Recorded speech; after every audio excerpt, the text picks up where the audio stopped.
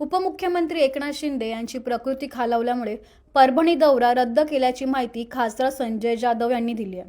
तर संजय जाधव भाजपात प्रवेश करणार असा आरोप मेघना बोर्डीकर यांनी केला.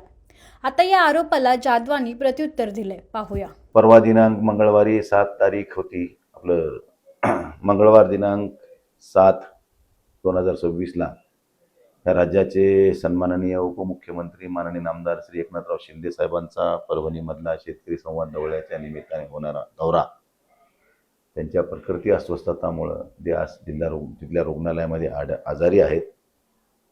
त्यांना डिस्चार्ज होण्याची शक्यता 2 दिवस तरी नाही आहे.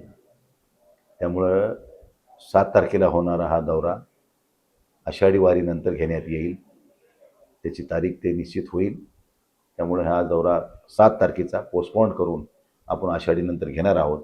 म्हणून मी परभणी जिल्ह्यातल्या सर्व प्रतिष्ठित नागरिक असतील, शेतकरी असतील, व्यापारी असतील, युवक असतील, युवती असतील, महिला असतील, भगिनी असतील, शिवसैनिक, पदाधिकारी, लोकप्रतिनिधी सगळ्यांना ह्या ठिकाणी ह्या निमित्तानं मी सूचना करू इच्छितो, त्यांना विनंती करू इच्छितो की येणाऱ्या 7 तारखेला होणारा जो शेतकरी संवाद दौऱ्याच्या निमित्तानं होणारा शिंदेसाहेबाचा कार्यक्रम तो पोस्टपोन झालेला आहे आणि तो 25 तारखेनंतर आषाढी वारीनंतर होईल.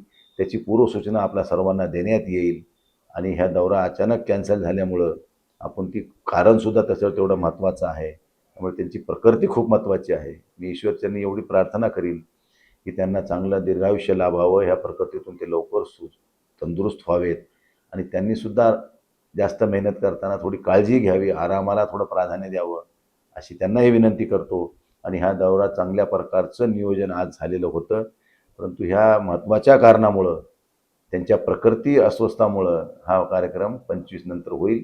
त्याची पूर्वसूचना सगळ्याला दिल्या जाईल आणि याच्यापेक्षाही जोमात कार्यक्रम आपण 25 नंतरचा करू ही आपल्याला सर्वांना विनंती. धन्यवाद. जय हिंद, जय महाराष्ट्र. प्रश्न होता की खासदार संजय जाधव हे भाजपमध्ये येणार होते, तशी चर्चाही झाली होती, पण ते ऐन वेळेला शिंदे सेनेत गेले. तर काय काय असं माझी कोणाशी चर्चा झाली नाही. त्यांना काही असेल त्यांच्याजवळ काही इनपुट आउटपुट ते त्यांना माहीत.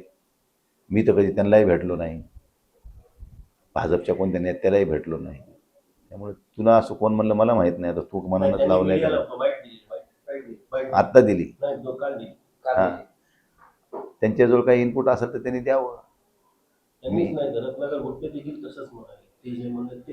हां, मग ते ठरवू नये. त्यांची स्क्रिप्ट आहे ती एक. मी कोणाला भेटलेलो नाही. हां, महायुतीत आलो आहे, पण मी भाजपमध्ये नाही आलो आणि गुट्टे साहेबाच्या पक्षातही नाही आलो किंवा माझी त्यांच्याशी कधी चर्चाही झालेली नाही. भाजपसोबतही झालेली नाही किंवा गुट्टे साहेबासोबतही झालेली नाही. त्यामुळं मी शिवसैनिक आहे मूळचा आणि मूळचा शिवसैनिक मूळच्या शिवसेनेतच गेला आहे. बाळासाहेबांच्या विचाराशी मी पाईक आहे. त्यामुळं मी बाळासाहेबांचे विचार सोडून कुठं जायचा प्रश्न येतच नाही. कारण आम्हाला बाळासाहेबांनी हिंदुत्व शिकवलं आहे.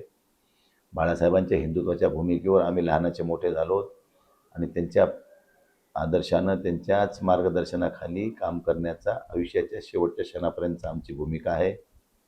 मध्यंतरी मी 2-3 सभा लोकसभेला झाल्या त्यावेळेसही सांगितले की माझा जन्म भगव्यात झाला आहे आणि शेवटसुद्धा भगव्यात होईल. त्यामुळे त्याच्या बाबतीतलं काही खालीवरी होईल, फेरबदल होईल असं करायचं कारण नाही.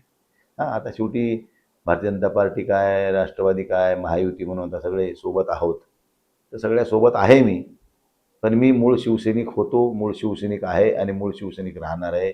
मी कोणाशीही चर्चा केलेली नाही किंवा कोणाशीही कमिटमेंट केलेली नाही. त्यांनी जर म्हणावं की मी तुम्हाला कधी भेटलो मी भाजपमध्ये येणार आहे असं मला कुठेतरी सांगा, म्हणून एखादं उदाहरण की इथं भेटलो होतो, तिथं भेटलो होतो, हे पुरावा आहे, हे फोटो आहे, हे व्हिडिओ आहे, तुम्ही म्हणता तसं स्वीकारतो म्हणून. कुठेतरी भाजपचे नेते धास्तावेल असं वाटतं आपण शिंदे सेनेत आहे. नाही, असं काय धास्तावायचा काय संबंध आहे? एका विचारसरणीत काम करतोय म्हणल्यावर त्यांचं आम्हाला सपोर्ट, आमचा त्यांना सपोर्ट, ही भूमिका घेऊन चालावं लागते. पहिलेपासूनच युतीचा धर्म आपण पाळत आलेला आहे. शिवसेना भाजप नवीन नाही आम्हाला. त्यामुळं आम्ही ते दोघं एका विचारसरणीतून काम करतोय म्हणल्यावर आम्ही एक दुसऱ्याला समजून घेऊन चालावंच लागेल आम्हाला, ते काही जरी असलं तरी शेवटी. त्यामुळे दुमत असायचं काही कारण नाही. आम्ही सगळे एक आहोत आणि एका विचारानं ह्या देशातल्या हिंदुत्वाच्या भूमिकेतून जे काही सरकार काम करते त्याला पाठबळ देण्याचं काम आमच्या सगळ्यांच्या महायुतीतल्या लोकांचं असेल आणि त्या धर्तीवरच आपल्याला भविष्यात काम करायचं ही वस्तुस्थिती आहे.